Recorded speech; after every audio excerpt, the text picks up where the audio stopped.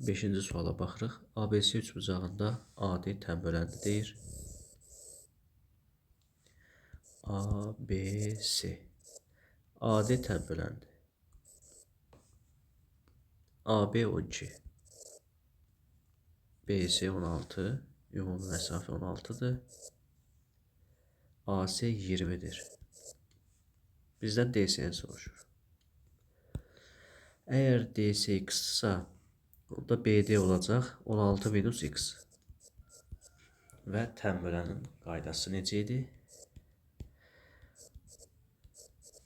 12-nin 16 minus x-ə 20-nin x-a. Çarpaz vursam 12x bərabərdir. 20 vurulsun 16 minus x. Burada nə olacaq?